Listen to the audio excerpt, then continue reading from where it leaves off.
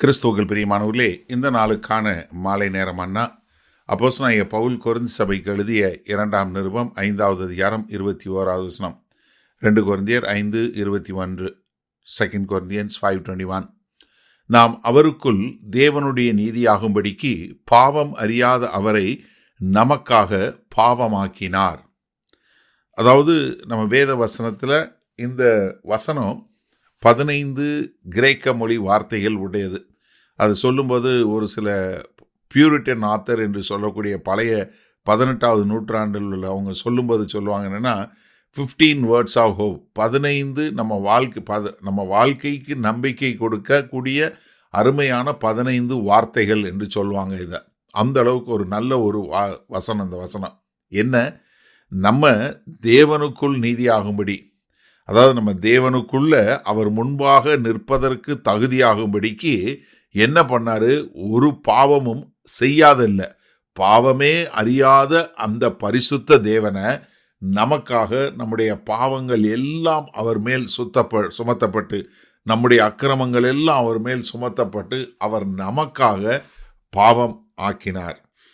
ஏசாயா 53:6 பார்க்குறோம், நாம் எல்லோரும் ஆடுகளைப் போல வழி தப்பி திரிந்து அவனவன் தன் வழியிலே போனோம், கர்த்தரோ நம்ம எல்லாருடைய அக்கிரமத்தையும் அவர் மேல் விலப்பண்ணினார். நம்முடைய எல்லாருடைய அக்கிரமம் கர்த்தராகிய இயேசு கிறிஸ்து மேலே விலப்பண்ணி அதன் மூலமாய் நம்ம என்ன எந்த ஒரு இது இல்லாமல் தப்பித்து போவதற்கு. அதனால தான் ரோமர் 1:17 சொல்லும்போது, விசுவாசத்தினாலே நீதிமான் பிழைப்பான் என்று எழுதியிருக்கிறபடி விசுவாசத்தினாலே உண்டாகும் தேவ நீதி விசுவாசத்திற்கென்று அந்த சுவிசேஷத்தினாலே வெளிப்படுத்தப்படுகிறது. அதனால தான் ரோமர் 3:21 சொல்லும்போது, இப்படி இருக்க நியாயப்பிரமாணம் இல்லாமல் தேவநீதி வெளியாக்கப்பட்டிருக்கிறது, அதை குறித்து நியாயப்பிரமாணமும் தீர்க்க தரிசனங்களும் சாட்சியிடுகிறது.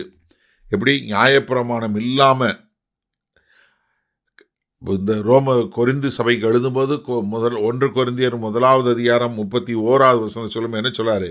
அவரே யாரு? கிறிஸ்துவே தேவனால் நமக்கு ஞானமும் நீதியும் பரிசுத்தமும் மீட்பும் ஆனார். இயேசு கிறிஸ்து தான் நமக்கு அந்த நீதி.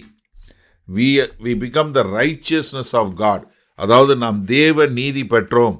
அது நீதிங்கிறது நீதியான காரியங்களை செய்வது அல்ல. எனக்கு அருமையானவரே, தமிழில் நம்ம நீதின்னு மொழிபெயர்த்த உடனே, தேவ நீதின்னு உடனே தேவனுக்கு ஏற்றபடி அந்த நீதியான காரியம் செய்வதில்லை.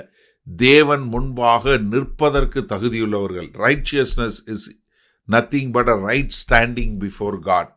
நாம் தேவனுக்கு முன்பாக நிற்க தகுதியுள்ளவர்களாய் நம்மை மாற்றியது யாரு? கர்த்தராகிய இயேசு கிறிஸ்து. எப்படி?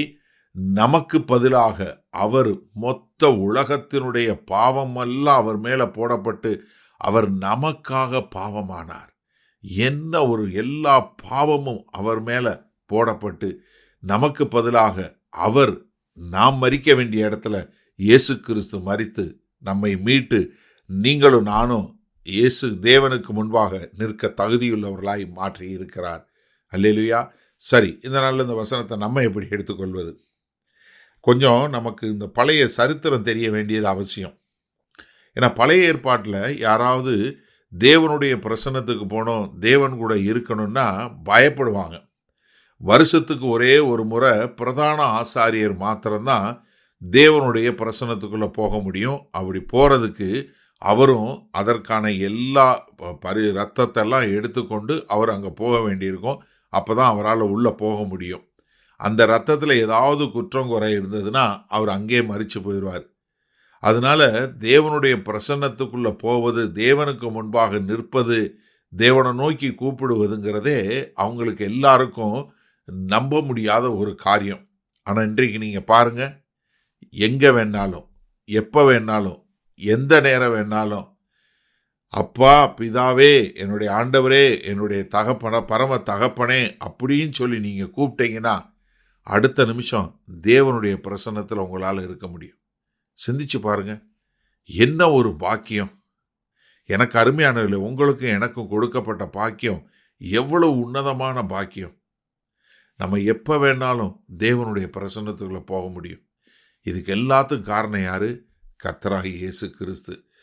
பாவமே அறியாத அந்த பரிசுத்த தெய்வம் பாவமாக மாறினார். எதுக்காக? நம்முடைய பாவங்கள் அவர் மேல் சுமத்தப்பட்டது. நமக்கு ஒரு நல்ல நம்பிக்கையுள்ள வாழ்க்கை, நாம் கர்த்தரோடு எப்போதும் இருக்க முடியும் என்கிற ஒரு பெரிய நம்பிக்கையை கொடுத்தது யாரு? கர்த்தராகிய இயேசு கிறிஸ்து. அதற்கு உண்மையுள்ளவர்களாய் வாழ்வோமா? மகா கிருபையும் இரக்கம் நிறைந்த எங்கள் அன்பின் தகப்பனே, என்ன ஒரு ஆனந்தம்! எங்களை மீட்டெடுத்து, ஆமாண்டவரே, உம்முடைய பிள்ளையாய் உமக்கு முன்பாய் நிற்கதற்கு தகுதியுள்ளவர்களாய் உம்முடைய பரிசுத்த ஆவியை எங்களுக்கு அச்சாரமாக கொடுத்து இந்த பூமியில் வச்சிருக்கிறீங்க. அதற்கு உண்மையுள்ளவர்களாய் வாழ எங்களை முழுமையாய் ஒப்புக் கொடுக்கிறோம். மீட்பெரும் இரட்சகருமாகிய இயேசு கிறிஸ்துவின் மூலம் பிதாவே, ஆமேன். கர்த்தர் உங்களை ஆசீர்வதிப்பாராக. நாம் நாளை காலை தினசரி தியானத்தில் சந்திப்போம். Good night.